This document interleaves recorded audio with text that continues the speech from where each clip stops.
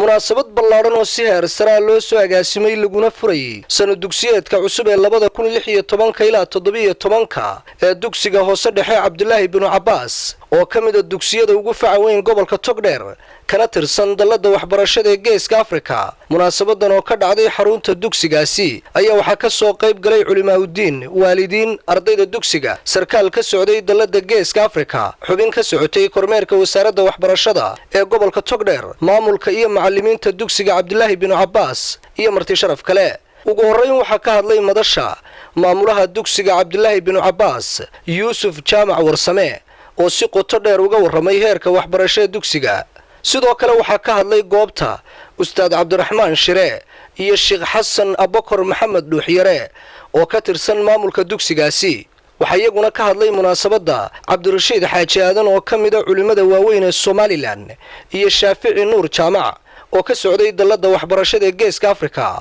waxaana kamid ah hadaladoodii haddaan u gudbo warbixin kooban oo ku saabsan iskuulka Cabdulaahi ibn Cabbaas oo dugsiga hoose dhexe waxa uu kamid yahay iskuulada ugu daaweyn gobolka marka loo eego xilligii waxbarashada dib loo bilaabay ee sanadkan uu markaa dhamaaday oo sanadkii ku xigay aynu furitaankiisii joogno. ardayda waxa imtixaanka u fadhiistay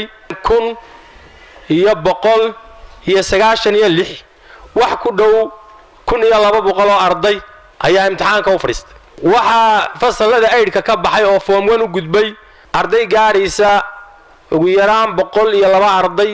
waxa maanta halkan jawaais ka qaadanaya iyaguna oo abaalmarin ka qaadanaya oo ku guuleystay kaalmaha kala duwan ee 118 arday oo inama iyo hablaba isugu jira ayaa maanta halkan abaalmarin ka qaadan doona. intaa waxa dheer 3 arday oo kuwa jawaista qaadanaya kaalmaha hore ku guuleystay ah.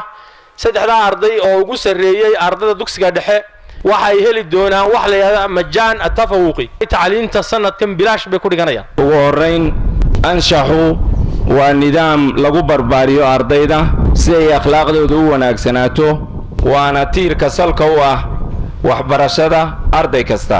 waxaa lagu abaalmarinayaa sida anshaxiisu yahay. waa ardayga weeyaan.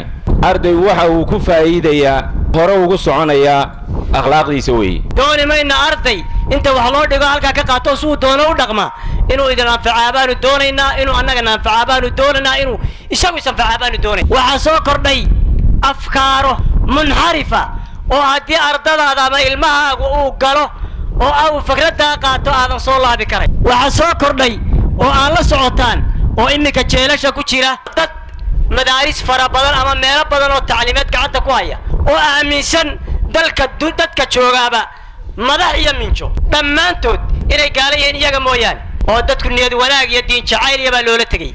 ardada la cusub ee sanadkan waxbarashada ku cusub ee la qoray iyo kuwa la doonaya in la qoraa waxay iman doonaan maalinta Sabtida 8 subaxnimo ayay iskuulka iman doonaan habla iyo inama galin hore.